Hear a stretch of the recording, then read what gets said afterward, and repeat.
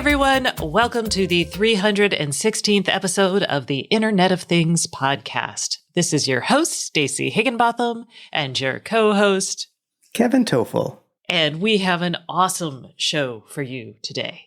We're going to be talking about Chip, Project Chip, huge news. Exactly. Long-awaited news. Wyze has a new device that, All right, smart windows coming out. We've got the end of life for a favorite IoT device. We've got a new thing from literally a streaming service. We've got a security vulnerability. We've got funding from a company I've long followed, and we're getting machine learning on Raspberry Pi 4s. Yay! That's machine learning at the edge for all of you who are counting how many times I get excited about this. Plus, Kevin's going to review the Logitech Circleview webcam. And we're going to hear from our sponsor, digicert, this week, talking about integrity and signing. Woohoo! Plus, we're going to hear from our guest, Sarah Spangolo, who is the CEO of Swarm. It is once again time for us to talk about IoT satellite coverage. I'm very excited about what they've got to offer. All right, let's kick this show off. But before we do, let's hear a message from another one of our sponsors. This week's sponsor is Qt. No, really, it's Qt. Expand the functionality of your IoT products and services with companion apps. Learn how to design mobile applications on one framework with no headaches, and join some seriously cute conversations. This is an event that is going to be held by Qt. It is an IoT development shop, and it is a 4-day free event starting May 18th through the 21st. It is called the Dev Des Days, and you can register at www.qt.io/devdesdays. And just so y'all are aware, Qt is spelled QT. So find out more information at www.qt.io/devdesdays. Okay, Kevin, let's just go right to it. The big news. Good news and bad, I think. All right, well, let's tell people what they missed. On Monday, Project Connected Home over IP, this is the group that is promulgating a unified standard for the smart home. It was started in December 2019 by Amazon, Apple, Google, and Samsung. So some big names there. And they all said, hey, nobody's buying into the smart home. I think interoperability is a big issue. Let's get together and build a standard. The standard is through Project Chip. And we waited all through 2020. Yeah, this is what I call the bad news. Most of it is very good news. Oh, okay. And we thought it was going to actually be out this January, and then that slipped. And now it's basically slipping to, we're going to say late 2021. So almost 2 years after it was kind of formulated, they're going to actually start doing certification of these devices in late 2021. But they did tell us a little bit more about it. So we're going to talk about that. But Kevin, tell us your good news, bad news. Well, the bad news is that the effort has moved slower than we originally anticipated, which we were told the dates, when to expect the specification and when to expect potential devices. And it's like many things right now, it is getting moved back. So that's really the only bad news. I say we go over the news because then there's some still open questions that we could probably ask at the end. Yes. So the news, this was a 10-person panel held by the Zigbee Alliance, and it was a lot. So what we know about Chip. We've already known that it was an application layer protocol, which means that this is about standardizing around data models and having devices taught like a light bulb saying, I am a light bulb, I can do the following 6 things. That's the level of standardization. At the radio level, Chip will work over Wi-Fi, Thread, and Ethernet. That's today. It may expand further, but basically those are the radios. No Bluetooth? Bluetooth is sticking around as a way to provision devices. But we're not apparently running Chip over Bluetooth. I mean, is it a big blow to Bluetooth? No, because the radios are still going to be in there. I think Bluetooth for provisioning makes sense because you provision usually these devices with your smartphone, and the smartphone doesn't have Thread. So yeah. True. I'd actually like to get away from Bluetooth provisioning because it usually requires a separate app. Yeah, that's one of the things we don't know. But first, let's continue with what we do know. Okay, we also know they added some more companies since earlier this year, like around February. They've gone to 180 member companies, including, and this is a little scooplet, y'all, Wise. Wise joined the Zigbee Alliance to become part of Project Chip. You'll learn more about that in the newsletter. We're going to talk about it there. Fun. Okay, they started hosting certification testing events in March, and those are going to run through September. So it's after September that we're going to start seeing products certified. But the companies that are doing the certification events now are the ones that are likely to be first. Do we know what kinds of products yet? And yes, we know some of the products. Here they are. The devices are going to be lighting devices, blinds, HVAC, TVs, access controls, safety and security products, access points, and then a class of smart home controllers and bridges. So there's a lot there. We're going to need those bridges. I have a feeling. Yeah. So the idea of the bridges is that this is how your Z-Wave and Zigbee existing devices will be supported. And I guess maybe your Bluetooth light bulbs. I mean, a lot of people do have Bluetooth light bulbs. Mm-hmm. So you'll end up buying a bridge that will speak to the Wi-Fi or the Thread network in your home and talk to those devices. Now, this is a little bit interesting. So when I talked to Wise, they told me that cameras were not going to be supported. And that kind of shocked me because, I was thinking they'd be under the safety, security, or access controls. Access controls is like door locks, so maybe not there. But I mean, not having your smart cameras work within the system kind of sucks because then you're still stuck with, if I want a video doorbell that works well with my Google display, I probably should get a Google doorbell, right? Right. So that's a little up in the air. I have a question out, but it has not been answered. Well, these are the initial devices. It could be that they're... Yeah, and there's working groups. Here's what I'm disappointed. I feel like robot vacuum cleaners and appliances should be part of this, right? Mm-hmm. I feel like wearables, I think is interesting because that's how I personally connect to my smart home.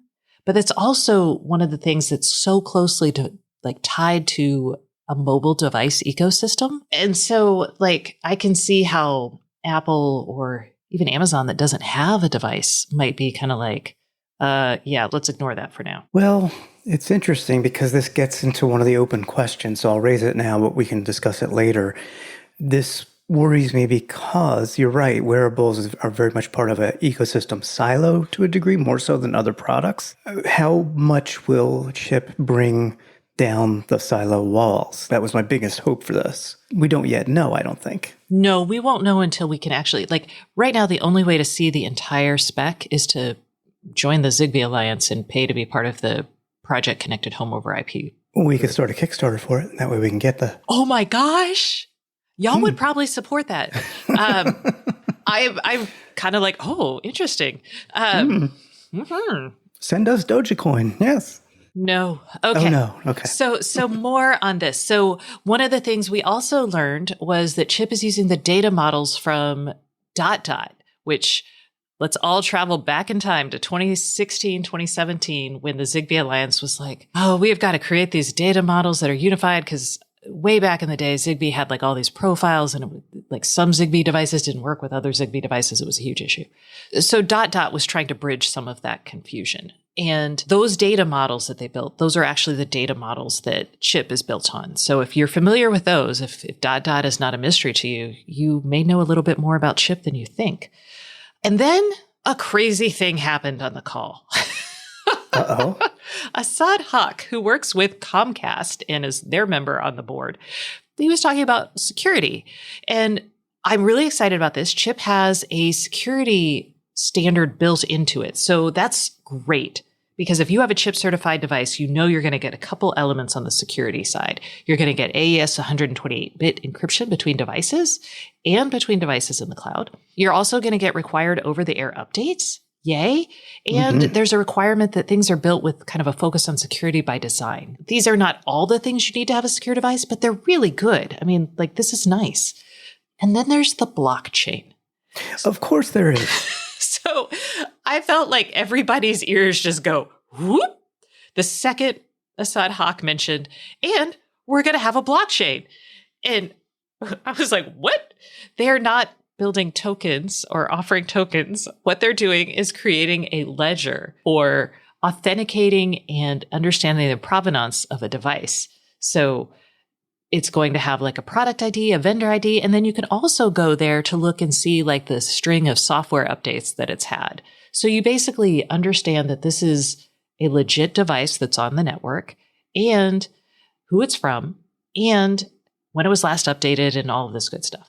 So it's I guess I would say decentralized industry book of record for those types of data points on the devices. Yes. Exactly. So there will be, they'll have to have consensus and things like that. But this isn't like a mining issue. This is more of a... Right. Yeah. So the way I look at this is it is a scalable, programmatic way to establish authenticity and security of devices. And I guess integrity. You'll hear more about that in the ad, actually. But what's going to happen and why this matters is if you have all of these devices in your home, like maybe you have like 100 of them, you're not going to want to track that manually. You're not going to want to be like, God, did I update my light switch in my bedroom? I think there was a vulnerability there. You're just going to want to have a service or something that does that for you. And this enables that. So it's forward thinking, but it's good forward thinking. It's very good. It's what the industry needs. I wish there was one more piece to it, though. Hit me. I wish that somewhere you could verify how your data is being used per device and vendor, a centralized or decentralized place to look for that. Ooh, I'm sure they don't want to share that. I'm sure they don't. Okay.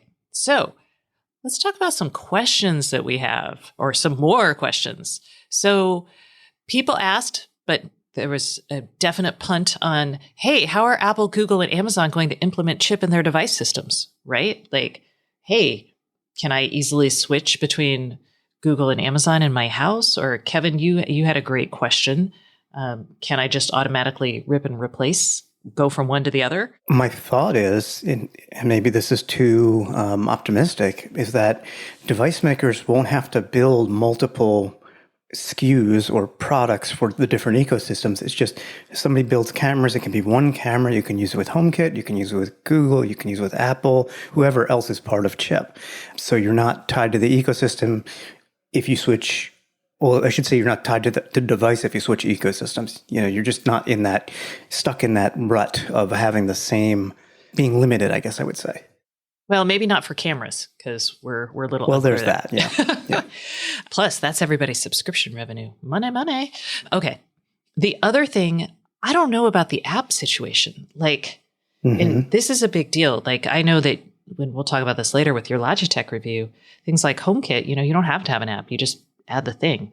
Unclear on this side if we'll have similar provisioning, right? And we'll similar need to not have an app. And then Amazon was missing. This was a panel with 10 people, and I feel like additional people showed up to answer questions too.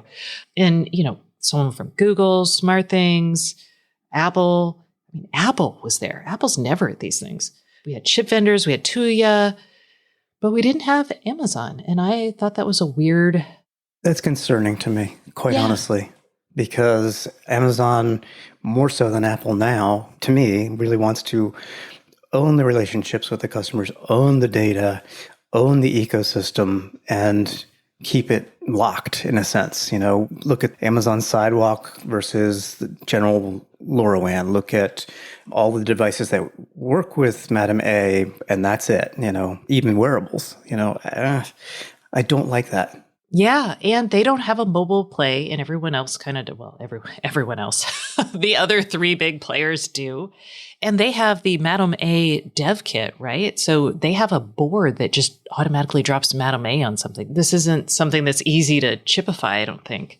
Oh, speaking of backwards compatibility, because that is something. So for backwards compatibility with your stuff, if something has a Zigbee radio, because they're the same underlying radio protocols for Thread, you could get backwards compatibility if the manufacturer chooses to update it and has enough memory to push that update, right?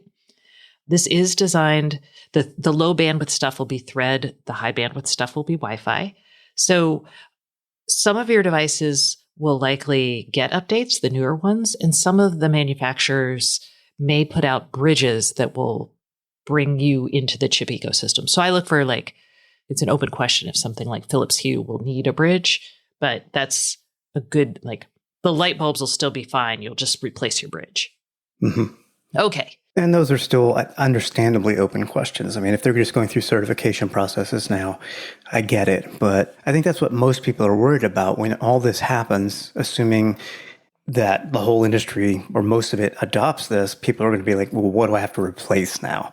And hopefully it's very little. Yeah. You may have to do a wholesale controller upgrade for your Zigbee and Z-Wave devices, which means you'll have to re-include them in the network. And that might be kind of might be a PT pain. Yeah. And then someone asked about Home Assistant on the panel and they were like, well, Home Assistant developers are here. And for things like that, what'll happen is Home Assistant developers will probably create a driver and you'll buy a physical product that bridges Zigbee to Thread or, whatever. So I think we will see Home Assistant type support for that. So, Okay, big picture take here. I am excited. This is delayed longer than we would all like. We still have a lot of questions about how open this will truly make things, but I do think it's a good step forward, especially for kind of lower commodity devices, because I really don't want to have to think about an app for my lock or my open close sensors. So there we go. Hey, let's go back to Wise. Because it wouldn't be a week without another new Wise product being announced. Good Lord, yes. So I've been talking. You tell us about the new Wise product. Okay, you can pre-order now the new Wise floor lamp. They call it a floor lamp. It's very much a task lamp because it has a very focused or limited range of light. It only lights up. It's got a 30-degree. It's a narrow beam, y'all. Narrow beam. A task light, but it's a floor lamp. It is $30 plus shipping. I'm sorry, it's 23 degrees. Oh my. Very high color rendering index LEDs, 90 plus CRI, which is good. And it is 4,000 Kelvin for the light temperature. So a cool white is what they're saying. Yeah, it's pretty tall, 5'11". It's taller than me, although most things are. And I don't know what else to say about it. You actually connect it to your Wise app using Bluetooth. And then you can control, schedules, dimming, sleep. Dimming, delays, sleep modes. Yeah, the typical smart light fixture type of things. I'm going to say that looking at this lamp, the on-off switch is in such a weird spot. It makes total sense. This is you're never going to manually deal with this, I think. No, it's down. It's in the wire. It's down by the base. Yeah. Which is pretty common for pretty common in floor lamps. Yeah, but usually it's all the way on the ground. So you just open it. That's me stomping on my lamp with my foot. I mean, it's a finger button, but it's where your foot is. The electrical wire doesn't go into the round circular base. It goes into the stem of the floor lamp. It looks like maybe a foot in the air, which I don't understand that at all. But yeah, I don't need a floor lamp. I'm going to pass on this one personally. Wait, there's a puck. That is a Bluetooth button. Oh, okay. So you can put that on the floor and stomp away if you like. Okay, so the puck is actually how you turn it on and off. It's a way. Or a way. You could do it. Oh, you could stick it on the wall. Anyway, the point is, if you need a floor lamp, this is fine. To me, it's just a weird, it's not weird, but it's a little weird. It's a very niche-y kind of floor lamp because it is really a task lamp, maybe a good reading lamp, 800 lumens. You cannot use it as a grow light. That is in their FAQs in case you wonder. Really? People are asking that. I guess.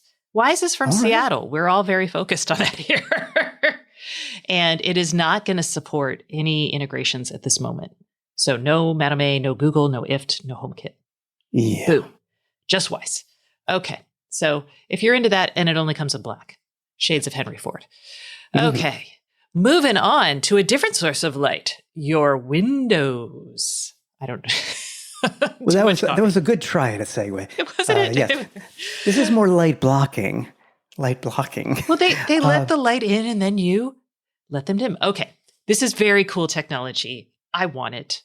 I'm not going to replace my windows. We saw this technology, actually. 2 or 3 CESs ago, Halio was showing off their smart dimming windows, essentially. They have electrochromic glass, and they get connected to some type of controller, and you can either automatically or manually basically dim the light coming through your windows by having these things tint. And it took at least a minute when we tested it out on display at CES 2-3 years ago, maybe faster now. But the big news here really isn't the product, because the product has been around. It's that Marvin, which is a large manufacturer of windows, doors, etc., they are partnering with Halio to start offering these tintable smart windows in their product line. Yes. They're launching a skylight, which I think is really important because I once had a skylight in Seattle and it was in my bedroom. And that was a dumb place to put it because the sun rises at 4:30 in the morning in the summer and you just don't need that much light. No, I don't. So it's it'll be a dimming skylight. Yay. And then a immersive glass alcove, which I'm thinking like a shower, maybe? No, what it is, if you have like bay windows, it's kind of like that. It's like a rectangular frame of glass, and you put it, like maybe you could put a bench underneath it. It kind of juts out from the house. Got it. Okay, that helps. 20 square feet. It's basically a small extension. You take all your windows out and kind of create this modern bay window that has tinting windows. Ooh, I want that. Ironically, I'm sure it's not cheap. Windows are not cheap. I know this because in September, I bought a bunch of Marvin windows for my home renovations. So this is pretty cool technology. The only other thing I'd point out here is it's interesting because we're starting to see building supply companies integrate smart home tech into their products. And I'll tie it back to Masonite, which a couple weeks ago announced a deal with Ring and Yale Locks to have an integrated smart door, so a powered smart door. And these windows will need power. So I think this is a really interesting trend. I think it'll be, we're about to hit a renovation boom, I think, with people having some money, some people having money after the pandemic, the type of people who are going to be buying this stuff, being interested in having people in their homes and renovating them again. So, even us early adopters that may have like what we consider a fully kitted out smart home now, these are new opportunities for new products for us. Yeah. Like how many more cameras and things can I buy, right? But now smart windows and true smart doors, well, that's different. Yeah. I'm really regretting my decision to renovate last year. Oh, well, I bought the house. All right. Let's talk about some sad news. The Harmony remotes. They are leaving. So Logitech announced Harmony. Man, I was still at GigaOM. I remember Mark Spates. More than 10 years ago. Yeah, he was over at Google or Mark Spates is at Google, but before that he was at Harmony. And I first met him when they were launching the Harmony line of remotes. And this was like, the idea was you would have something that tied into a variety of smart TVs, a variety of speakers, your lights. It was really nice. It was a slick product. I mean, very programmable displays on some of them. I mean, they weren't cheap, but they served a good purpose. Yeah, and they bridged your smart, Wi-Fi and Bluetooth products to your IR products, like your television. Like I used mine to set up a movie night because I had like this crazy sound setup and a receiver and all this. And like nobody knew how to what order to turn things on. And so I just programmed it and it was done. But they're gone. So Harmony's supporting it.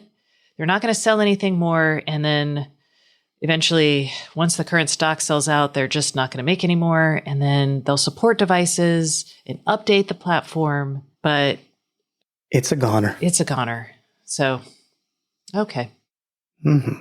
Now the most controversial product of the week. Ta-da! This is the Spotify car thing.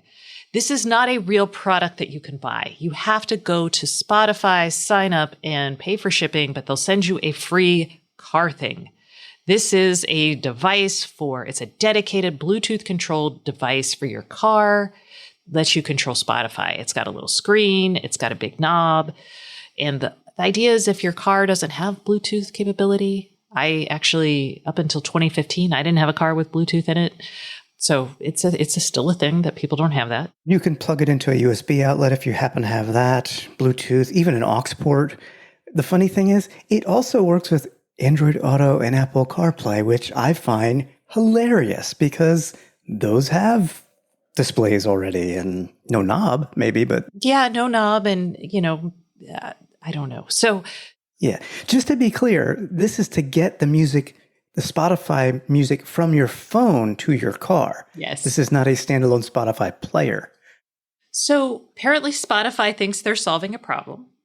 Kevin thinks this is just silly. I think it's interesting, not because I would want it. Like the picture that they're showing from The Verge, which wrote about this, is hilarious to me because it's got someone's smartphone on a dedicated car holder thing. And then it's got this other thing attached to like the air vent in its own little holder. And, it takes voice. Yes, you can say, hey, Spotify.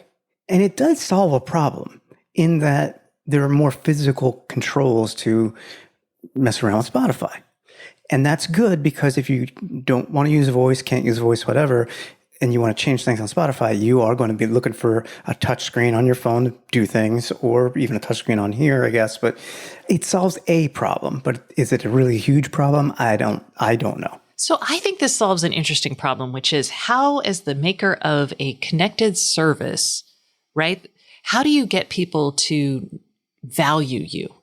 And like, I value Spotify because it's just everywhere. It's omnipresent in my life. Because I've tied it to all my smart speakers inside my car, all this stuff. But for people who haven't, or maybe don't want to do that, how do you make sure people are able to easily listen to your service or use your service? And I think of this like, if you're going to make hardware, and a lot of people make hardware just to remind them what they're paying for, like a physical thing you can touch that ties to your $5 or $15 Spotify subscription.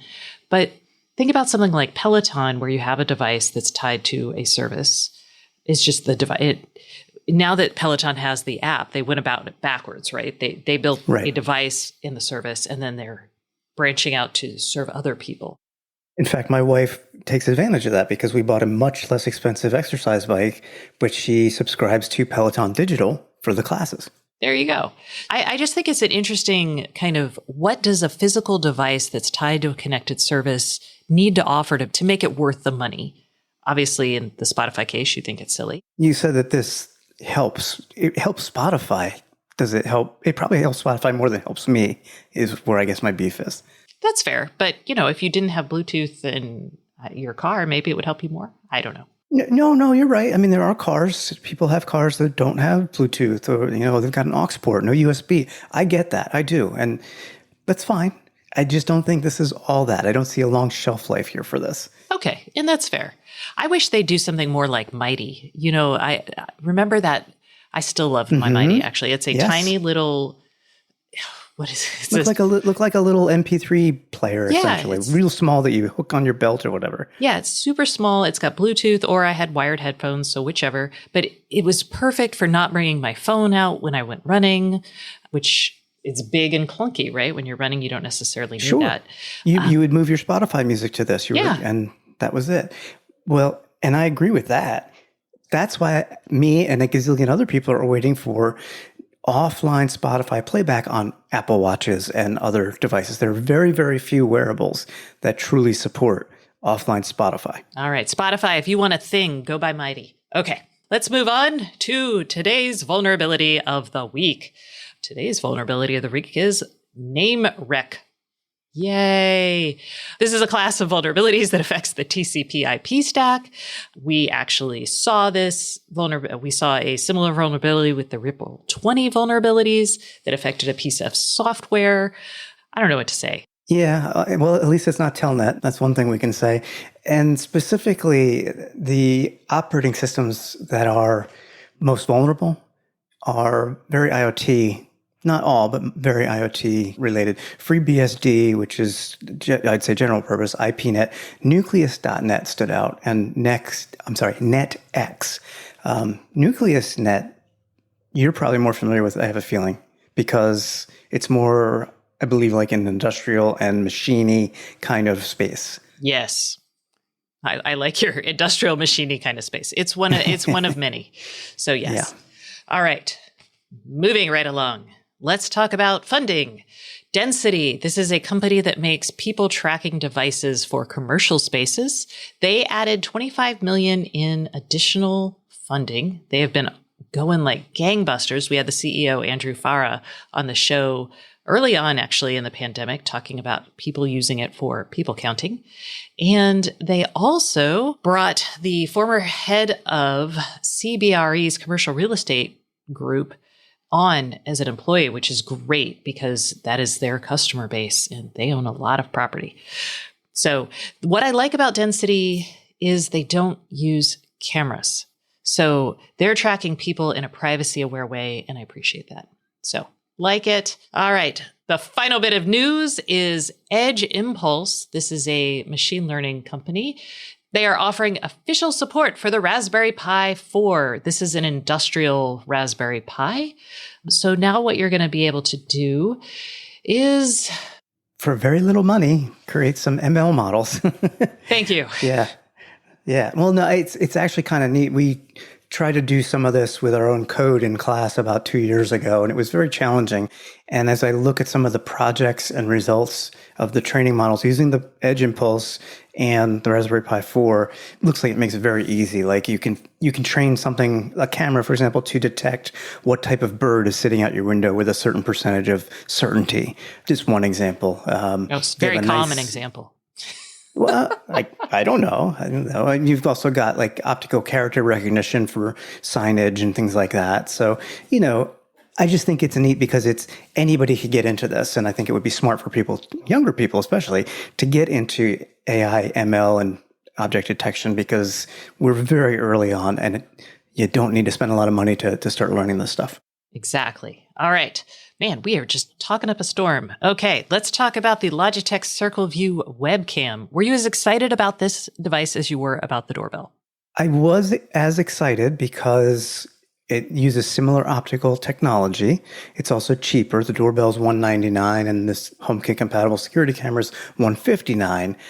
I will say overall, I very much like it. There are key things missing from it compared to the video doorbell in terms of the optics. There's no HDR, which is really, really good on the doorbell. So if somebody, especially in the afternoon at my house, the doorbell faces the sun and they just get blown out with other doorbells. But with HDR, it compensates for that. The other thing is no color night vision. It's just regular night vision. Small nits, to be honest, but that's just my thought. As I said, it's HomeKit compatible. If you've used HomeKit and added devices, it's no different. It's super simple. You scan the QR code that comes on the product with your home app and literally, it just does everything, sets it up on your Wi-Fi network. Interestingly, this is a 2.4 gigahertz Wi-Fi radio inside, just like the doorbell. Huh. But I didn't have any problems this time connecting it to my home network on the Eero 6 Pro. Whereas before with the doorbell, I had to turn off the 5 gigahertz radio temporarily. Okay. Well, maybe Eero has learned. Maybe Logitech has learned. I don't know. As I said, no app to download. It's just use the home app. This also supports HomeKit Secure Video, which was one of the key selling points, in my opinion, of the doorbell. So that's good. Just keep in mind, well, let me explain what that is for people who don't know. That is Apple's end-to-end encrypted secure video storage service. So if you want to save recordings and make sure nobody else can see them, you could use HomeKit Secure Video for that.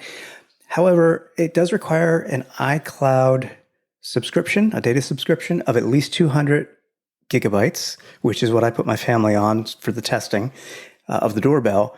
When I went to add this account to, or this camera to it, it said I had to upgrade to the 1 or 2 terabyte plan, which is like $10 a month instead of the $3 that I'm paying, because it's one camera for the lowest iCloud.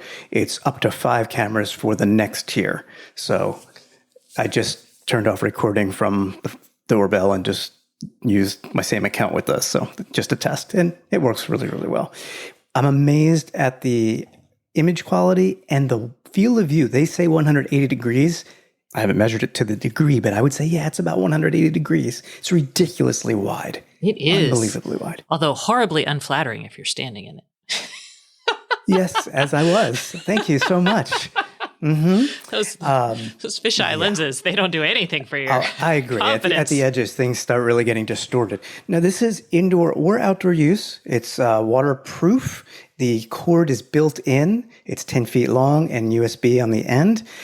So you could put it outside, but the power brick is not waterproof. So you either have to have a waterproofed outlet that you can hide the power brick, or you need to route this wire inside somewhere. And it's a shame because outdoor, I think this thing really shines because the wide view. Instead of using 3 or 4 cameras to get the whole house, every corner, you could probably get away with one less, maybe 2. I don't know. It depends on your house. But with that wide view, you can use fewer cameras. And the speaker on this for two-way communication is the loudest I've heard on a connected webcam. Super, super loud when speaking from my iPhone to whoever's standing in front of the camera. I could also do that with my Apple Watch. Not nearly as good, not nearly as loud, but it is doable. So you've got your typical automations that the Apple Home app supports. And I say that specifically because there are some options I'd like to see, but it's not really up to Logitech. It's up to Apple in that case. So notifications work fine. Yeah, it's really good. And now it's also more of a higher tiered camera than I typically use. I typically use the Wise cameras. And there's no comparison between a $20 and $160 camera. So I'd like to get my hands on some of the other products in this space to really compare them. But overall, I like it. Got it. Okay.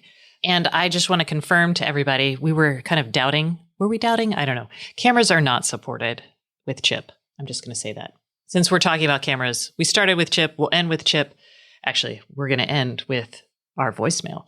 So it is time for the Internet of Things podcast hotline. This is where we take our questions from y'all and also enter people in to win a smart speaker of their choice. And the podcast hotline is sponsored by Very. Very is a fully distributed IoT engineering firm. It will help you get your projects fully operational on time and on budget. You should go discover what Very's multidisciplinary teams can do for you at www.verypossible.com. You can reach us with your questions at 512-623-7424. And now, let's hear this week's call from Alan. Hi, my name is Alan Willick. Here's my question. I've heard many of your episodes, and you've talked about wireless technologies like Bluetooth and Wi-Fi and how they play into Thread and chip going forward. But I'm pretty heavily invested in smart things. And so Zigbee and Z-Wave, or Z-Wave, as you call it in the U.S., I'm from Toronto. Those are wireless technologies that I'm very familiar with and I've been using now for years. But I don't hear you talk about the future of them very much.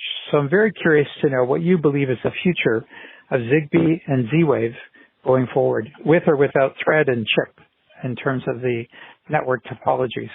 Look forward to hearing your answer. Thank you. Okay, Alan. This is rather timely since you just went through all the chip news. Yeah. So, Alan, if you skipped ahead to this, you may want to go back. But bottom line is, we don't talk about this as much because it is becoming less relevant. If you have these devices, they're likely still going to work for a while. So don't run out and burn them. And I would say even if you bought new Z-Wave devices today, you're probably going to buy it from a reputable manufacturer that is going to put a bridge out, because we're going to see chip come out hopefully later this year. So we'll see a bridge or a controller that can handle your Z-Wave products. If he's invested in smart things, which he says he is, and Samsung is a major player here in chip, I don't think he'll be left out in the cold. Yes, well, Samsung isn't producing its own hardware anymore.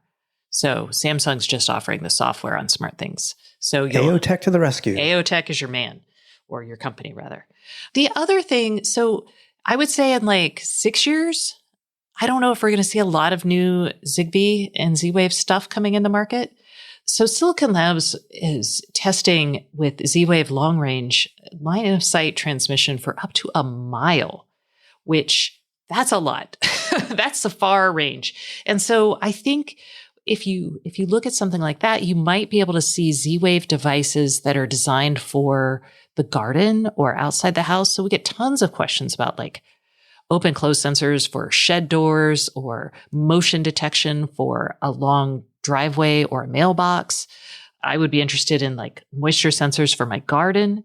So it's possible that Z-Wave will, I guess, find a new use case, a new niche, basically. It could. I still worry, and we talked about this before the show, and you made some good points on why I shouldn't be worried, but I still worry about how LoRa might just come in and take that space. Yeah. So LoRa to me feels like it's so much harder to build and to implement LoRa. Well, no, that's true, actually. Yeah, no, it's true. It's true. And, Amazon is working with their own version of LoRa, which is their sidewalk network. So long range is definitely an area that's relatively uncovered right now. So maybe Z-Wave with its established base of developers and, supporters will compete with Amazon's sidewalk or LoRa. Who knows? Yeah. He also asked about Zigbee, and I'll share my thoughts, which are arguable, and you can refute or approve of them. I have less concern about Zigbee because it's the Zigbee Alliance that is working or herding the cats for Project Chip. And the radio technology for Chip could support Zigbee. So I have less worry if you have Zigbee devices. It doesn't mean it's going to be part of Chip as Zigbee devices, but that's my thought. Yeah, I think what we're going to see is a fresh branding effort by the Zigbee Alliance to become more of whatever the Chip Alliance is. But we also, I guess I should have said this. We still don't know what Project Chip is going to actually be called for the rest of the world, for like forever else. It is not supposed to stay Project Chip, believe it or not. So, All right. Well, that's it. Thank you, Alan, for calling in. Remember, if you would like to call us, you can reach us at 512-623-7424. And that's about it for this week's show. Please stay tuned for our guest, Sarah Spangalo, the CEO of Swarm. We're going to be talking about satellite IoT connectivity. This is crazy pricing. Y'all are going to be really stoked about it. And we'll also hear from our sponsor, digicert. Hey everyone, we are taking a break from the Internet of Things podcast for a message from our sponsor. This week's sponsor is digicert, which is a leading global provider of PKI and digital certificate management, which helps secure connected devices and users at internet scale. And I have Mike Nelson, who is the VP of IoT Security at digicert, here with us today. Hello, Mike. How are you doing? Hey, Stacy. I'm great. Thanks for having me. Excellent. So first off, why don't you just tell us, why is integrity such a big part of IoT security? You're right. It certainly is. Integrity is critical when addressing IoT security. It represents trust. And so you need it for things like code integrity, for over-the-air updates or firmware updates, execution integrity, knowing that your devices are operating in a state of integrity, and finally, data integrity, knowing that any data your device is generating can be trusted. Got it. So what happens when integrity goes wrong? Yeah, well, there's been a lot of news examples of that recently. The SolarWinds attack is a great example of a lack of integrity. SolarWinds signed an update package that contained malware, and that malware was distributed to over 18,000 of their customers that downloaded it and then had malware on the servers that were leveraging that software. That is a scary example and very relevant. So how does digicert help solve the lack of integrity? Yeah, working with many large organizations, I've seen some really bad practices around signing. And most of these aren't the signing itself, it's the processes around the signing. Lack of control, signing keys, not having rights management or reporting capabilities. Code signing usually isn't the problem, it's those processes that cause organizations challenges.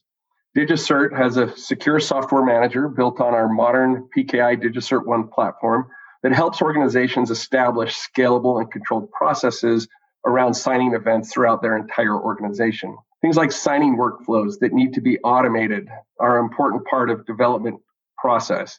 Our signing manager provides secure storage and on-demand access to signing keys. Another important aspect of secure signing is rights management and knowing who has signed and what they've signed.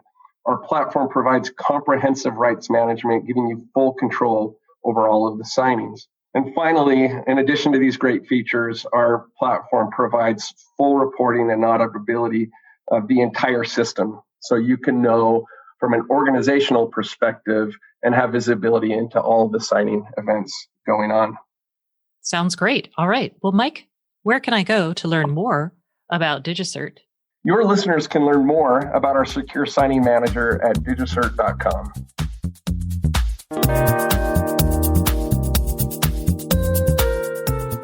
Hey everyone, welcome back to the Internet of Things podcast. This is your host, Stacey Higginbotham, and today's guest is Sarah Spangalo, who is co-founder and CEO of Swarm. Hello, Sarah. How are you today? Hello. Thanks for having me. Doing well. Excellent. All right. I am excited to do this because Swarm is a satellite IoT company, and we're going to be talking about bringing satellite connectivity to devices. But I have covered satellites since like 2005, and they have come so far from these like boondoggly bankrupt industries where private equity firms would like buy up spectrum and then promote these crazy plans. And it very rarely worked. Everybody just cycled in and out of bankruptcy. And what happened was this huge sea change in satellites. The availability of smaller satellites enabled cheaper launches. It enabled new startups to come into the space. And that's what Swarm's all about. So I'm really excited to have you on the show, and we're going to talk about this. So let's talk about the change in the economics of the satellite business. And I'm assuming that influenced your decision to start Swarm. Yeah, definitely. So, I started thinking about satellites probably even after you started covering them. So I was in grad school in like 2010. And around that time, CubeSats were starting to get a lot of attention. And CubeSats are this standard form factor that has emerged. It's about the size of a big shoebox, so 10 by 10 by about 34 centimeters. And when I was in grad school at Michigan, we actually had the privilege of flying one of the first science-funded CubeSat missions. And I remember there was a lot of questioning if CubeSats or small sats could do real science. And that was what our mission proved out.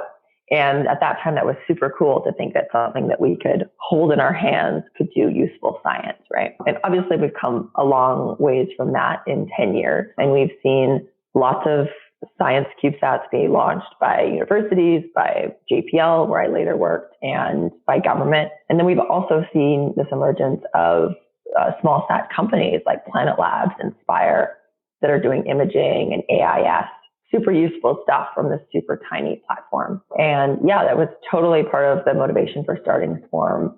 And we wanted to take it one step further by shrinking the satellites another 10x if we could. And that's really what we set out to do. And we decided to focus on connectivity because you can actually do that on a very small form factor. So there's several trends that have been emerging over the past few years that make it a unique time to start Swarm. And those are a combination of the miniaturization of electronics that we see resulting in the amazing cell phone and laptop technology that we have today. In fact, your cell phone is far more capable and intelligent than most satellites in space today. That combined with this emergence of the CubeSat form factor, which is this great form factor that's been standardized, that was pretty easy to launch given the availability of emerging launch companies. Okay, you guys have 93 satellites in the air. That's pretty amazing. You're going to 156 before the end of this year. And people can get access, or rather business customers can get access to your network for $5 per device per month, and the cost of about $119 device that receives the signal from the satellites. Y'all call it a swarm tile. So with that business model, what kind of customers are you seeing choose your network? So we're seeing customers that are trying to connect devices in remote locations and typically are trying to send pretty small amounts of data, either to the internet or back. Our network is two-way. And these span verticals across agriculture, logistics, maritime, energy, environmental monitoring, and lots of other random use cases that we hear about every day, like tracking birds and scooters and whales and beehives and really a long tail of other really interesting but kind of random use cases.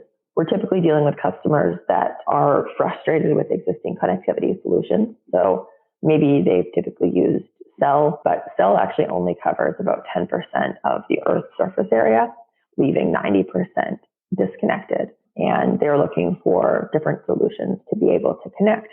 Probably haven't been able to afford traditional satellite solutions, so they're looking for a lower cost alternative like Swarm. And then we also have customers that are using satellites today, maybe one of the existing legacy players, but are very frustrated with the price point, the reseller model, the support, and some of the other challenges that those networks have. Keep in mind, they were willing to pay quite a lot for those legacy satellite solutions. So by switching to Swarm, they're able to generally significantly improve their margins, reduce their prices, and potentially open the new market. We kind of deal with both types of customers as we look to integrate Swarm. And for customers who might be evaluating satellite connectivity, I think it's really important for them to understand what satellites can and can't do, because you're talking to space. There might be latency issues. There may not be full coverage. This is not good for video, for example. So what are some of the trade-offs associated with using a satellite connection? Yeah, definitely. So satellites are obviously very far from the Earth. They typically orbit, or at least ours orbit, around 500 kilometers. So it's pretty far away. That means, there's some major kind of link challenges in closing the link. So trade-offs for our satellites, at least, is that we transfer relatively low amounts of data. So this is not doing your Zoom or Netflix or anything like that. It's transferring small, kind of like tweet-sized messages. And our plan is such that people can move on average about one message an hour, which is more than enough for most of our use cases because they're remote devices just trying to move small amounts of data. We theoretically can move a lot more than that off of a single device, but we decide to limit it just so that we can support a large number of devices around the world. And then we're focusing on communications. So we're not doing imaging or AIS or any of the other interesting things that you can do with satellites. We're just moving these kind of bite-sized packets of data around the world. Got it. And I can tell you, even in my home, and I am not your commercial customer base, obviously, but I have a huge need for a sensor that just reports back every few hours. Like I'm thinking about the sensors in my garden that I've got. I'm like, yeah. So I can totally see how this would be valuable for people. Another slightly unique thing about your network is that you're not transmitting to a gateway. You're transmitting directly to the device itself. And I know that there are several competitors of yours out there that are doing like satellite to LoRa or satellite to NB-IoT. And I'm curious why you chose to do that, I guess, satellite to Swarm tile. Yeah, definitely. So we've talked to probably 1,000 customers at this point from early days of starting Swarm over 4 years ago across all of the industries that I mentioned. And we found that most customers are actually looking for a device that can go one-to-one with their asset or moisture sensor or whatever they're trying to connect to the internet. And the reason for that is sometimes these devices are mobile. So it might be a buoy or a truck or a train or a container ship that's being shipped across the ocean. So they don't want to rely on any sort of aggregation model just because of the dynamics and geography that may not be close to an aggregator or a gateway all of the time. So they prefer the one-to-one model. There are some use cases where people want to do the aggregation. If they have a bunch of agricultural sensors, for example, in a relatively close proximity, then what they can do is aggregate to a single device and then send to space. So we actually do support people doing that. And we have some people developing LoRaWAN gateways so that people can do LoRaWAN on the ground and then backhaul through satellite. So we have, I would say, more of a flexible architecture, but we realize that most of our customers want to go one-to-one. And then also our pricing is so low that it's not prohibitively expensive to go one-to-one. That makes sense. And also, I guess if you're looking at the bandwidth constraints, if you're going too many in trying to aggregate it at the gateway, it might kind of overwhelm it. Totally. Yep. There are a lot of satellite companies out there. Like this is a big market, and there's a bunch of subtleties in how each of them might be approaching the market. But Do you think there are too many? I mean, it's very confusing for someone who might be trying to evaluate connectivity, but I think it's also, there's just a lot of money in satellites. And historically, that tends to lead to problems later down the road. Yeah, I mean, I'm not sure I'm the right person to comment on that because I am one of those companies and trying to survive in this ecosystem. But I do think there are a lot of satellite companies. I would always encourage customers to look at how real a company is. And I think a measure of realness is how many satellites you have. It's a pretty easy calculation. So, you look at Starlink, hundreds, almost thousands of satellites.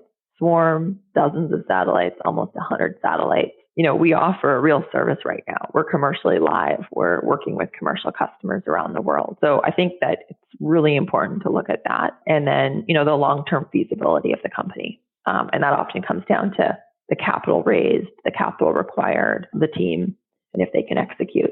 And I think, like a lot of things, there's also a lot of app companies and there's a lot of security companies and a lot of SaaS companies. There typically is kind of a shakeout of who the winners will be. And that typically becomes evident over a few years. And I think we're going to probably see that in the satellite space as well. Agreed. So how long do your satellites last in orbit? Yeah, they last about 4 years. So they're always experiencing a little bit of drag, even at their super high altitudes, around 500 kilometers. So they're always slowly deorbiting, which is kind of funny, experiencing drag just like you experience drag in a plane. And then once they hit a certain altitude, they actually just burn up. Everything disintegrates, so nothing comes back down to Earth. We like to call it a self-cleaning orbit. And then, we're constantly launching our next generation satellites to replenish those old satellites. Are there limits to the number of customers you can win in any geographic area? Yeah, so, there's certainly capacity constraints on any network, capacity being the amount of data you can move over a region. And that's something that we're very familiar with. I think, we can very likely support millions of devices, so we have a ways to go. Lots of customers to onboard before we hit any of those constraints.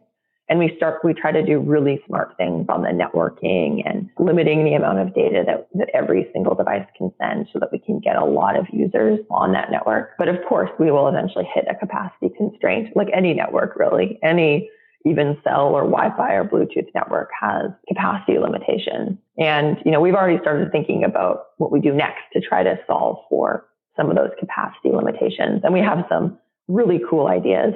Unfortunately, I can't share them. They're too secretive, but I think you're going to see some exciting stuff come from Swarm over the next few years. Okay. Well, let's just paint a picture for me of the future. So 4 or 5 years from now, let's say we now have really good and cheap satellite coverage for our sensors. What does that enable for us? Yeah. So, I think the future is really exciting. I think there's some pretty obvious things like being able to track people regardless of where they are on the planet. So no one ever getting lost again would be a pretty cool outcome from Swarm. And then also a lot of assets get lost, whether it's a shipping container or a bird scooter or, some sort of truck or container. So being able to track devices all around the world will be useful. There's also some really cool things that can be done with fire detection and weather monitoring.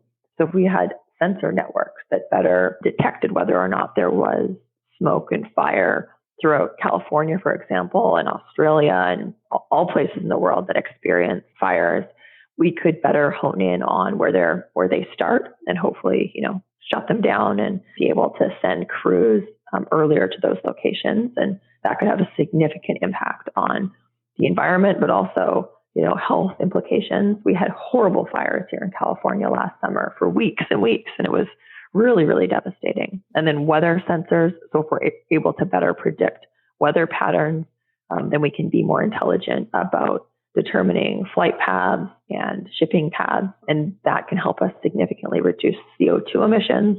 So making the entire logistics and supply chains more efficient, which obviously has a huge impact on climate. And then there's a lot of other things that you can do with sensing across agriculture. So knowing, what the water levels are, whether or not a crop needs to be watered or whether or not it's, ready to be harvested. And then a lot of applications across energy. So having a better awareness of how electricity metering is going, what's going on with oil and gas, what's going on with solar panels and windmills all around the world. And that's just kind of tip of the iceberg. I think there's probably hundreds of applications that we haven't even dreamed up yet where we could use Swarm. But I'm really excited about kind of the health, safety, and then climate change impacts that we can kind of indirectly support with this low-cost satellite infrastructure.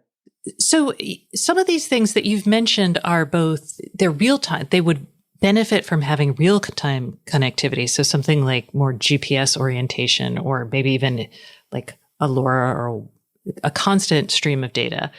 And some of them would also benefit from having the satellite connectivity. So I'm wondering if you see devices coming at, like, maybe it's a bird scooter that has a satellite radio for like super backup if it gets lost, and maybe a normal LTE Cat-M radio for the rest of the time. Yeah, so we definitely do see use cases where people want that kind of hybrid approach. So satellite when you're outside of cell, and cell when you're in cell, and that allows you to move larger amounts of data for low cost in cell, and then have this nice backup network with Swarm. So we definitely see that.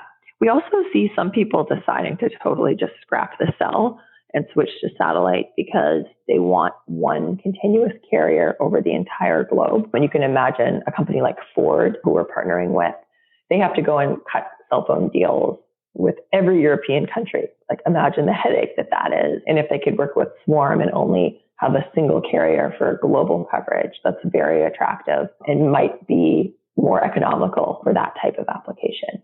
So I guess we would see both. And I think that as we're able to move to future generations and potentially lower pricing even more, I think we're going to see more of a trend towards satellite. Got it. All right. Well, congratulations, Sarah. And thank you so much for coming on the show this week. Thank you. This was fun. Thanks for having me. That's it for this week. Thanks so much for listening.